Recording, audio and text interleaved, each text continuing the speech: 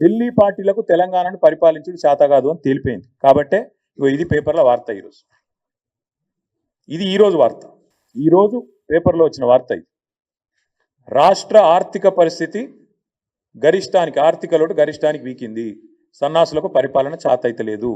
మేము చేసింది ఏందో ఇప్పుడు నీ ప్రభుత్వమే చెప్పింది, నేను చెప్పలేదు, నా కవిత్వం కాదు.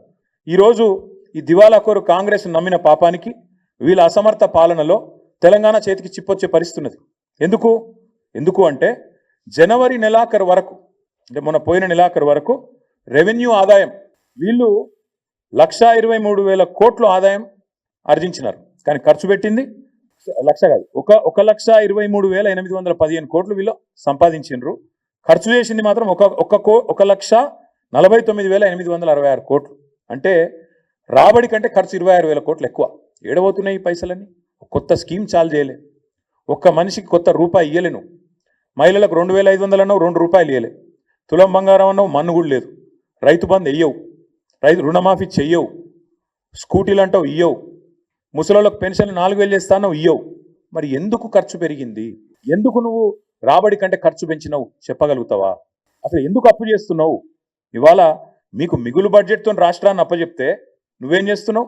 ఒక సంవత్సరంలో 1,41,000 కోట్లు అప్పు చేసినావు నువ్వు. ఈ నీ రేవంత్ రెడ్డి చేతగంతనం, కాంగ్రెస్ పార్టీ అసమర్థత ఇవాళ రాష్ట్రానికి ఆశనిపాతంలాగా పరిణమించింది. ఎందుకంటున్నా ఈ మాట? నీ తుగ్లక్ నిర్ణయాలు, హైడ్రా పేరిట మొత్తం రియల్ ఎస్టేట్ రంగాన్ని దెబ్బగొట్టినావు, నాశనం చేసి కుప్పగూర్చే పరిస్థితి తెచ్చినావు. నీ దిక్కుమాలిన విధానాల వల్ల ఇవాళ స్టాంప్స్ రిజిస్ట్రేషన్ మరి 18,000 కోట్లు అంచనా వేస్తే ఇప్పటిదాకా వచ్చింది కేవలం 5,821 కోట్లు రిజిస్ట్రేషన్లు తగ్గినాయి. ఇది వాస్తవం. నువ్వు ఒప్పుకున్నా ఒప్పుకోకపోయినా నీ ఆదాయం పెరుగుతుండొచ్చు, నీ ఆస్తులు పెరుగుతుండొచ్చు, కానీ రియల్ ఎస్టేట్ రంగానికి నువ్వు పొడిచిన వెన్నుపోటు వల్ల, నీ దిక్కుమాలిన హైడ్రా వల్ల ఇవాళ రియల్ ఎస్టేట్ వాళ్ళు కూడా ఆత్మహత్యలు చేసుకునే పరిస్థితి వచ్చింది. వేణుగోపాల్ రెడ్డి అని మొన్న తమ్ముడు ఆత్మహత్య చేసుకున్నాడు. నీకు రాజకీయపరమైన కక్షల సెటిల్మెంట్ తెలుసు తప్ప రాష్ట్రాన్ని ఎట్లా ఆర్థికంగా బాగు చేయాలన్న సోయి నీకు లేదు. అందుకే కేసీఆర్ ఆనవాళ్ళను చెరిపేసే కుట్రలో వ్యవసాయాన్ని సాగు దెబ్బగొట్టినావు. మేడిగడ్డ రిపేర్ చేయకుండా 15 నెలలు ఎండబెట్టడం వల్ల వాళ్ళు ఏం జరుగుతున్నది? భూగర్భ జలాలు అడుగంటిపోయి వ్యవసాయం సంక్షోభంలో పడి చివరి మల్లకు కాళేశ్వరం నీళ్లు చివరి మల్ల ఎక్కడైతే ఉత్తమ్ కుమార్ రెడ్డి నియోజకవర్గంలో అందుతాయో అక్కడ మొత్తం ఎండిపోయే పరిస్థితి. ఈరోజు కోదాడలో, హుజూర్ నగర్లో, సూర్యాపేటలో, తుంగతుర్తిలో పంటలు ఎండిపోయే పరిస్థితి. ఇవాళ మీరు కాళేశ్వరం ఎండబెట్టడం వల్ల, కేసీఆర్ మీద కోపంతో మేడిగడ్డ రిపేర్ చేయకపోవడం వల్ల అదొక వైపు.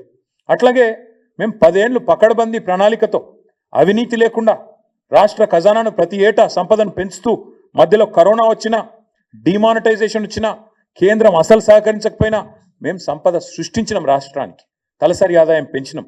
నువ్వేం చేసినావు? ఈ ఒకటే సంవత్సరంలో సావు దెబ్బ కొట్టి అన్ని రంగాలను కూడా నీ చేతగాంతనంతో ధ్వంసం చేసినావు.